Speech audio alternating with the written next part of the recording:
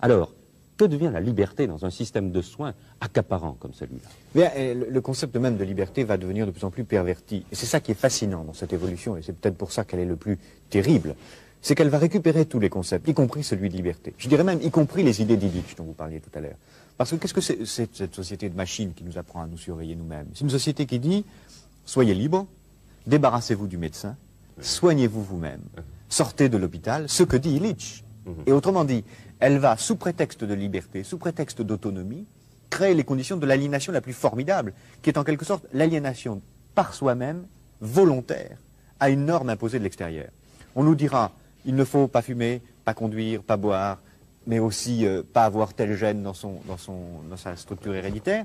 Si vous l'avez, vous êtes extérieur à la norme, faites tout ce que vous pouvez pour vous en débarrasser. Et autrement dit, on fera que ce qui est la forme absolue de la dictature, que chacun d'entre nous ait librement, entre guillemets, envie d'être conforme à la norme. Que chacun d'entre nous ait librement, entre guillemets, envie de se comporter comme un esclave. Et ce qui est la forme absolue de la dictature, puisqu'on fera que chacun d'entre nous aura envie d'imiter un modèle, une copie, une sorte d'idéal standardisé qu'on nous imposera de l'extérieur. Et ce qui est fascinant, c'est que c'est à travers la médecine, à travers le bien et le mal, à travers le rapport à la mort, que cette nouvelle forme de société totalitaire est en train de s'installer. On aura demain aux États-Unis ou en Europe une carte comme ça. Une carte d'identité de la santé. La nouvelle carte d'identité que chacun aura, qui contient l'essentiel de votre histoire médicale, tout ce que vous avez le droit de faire et de ne pas faire, les maladies auxquelles vous êtes prédisposé, qui vous permettent de faire certains métiers ou de ne pas les faire, une sorte de machine de normalisation personnelle. Alors, tout cela, Jacques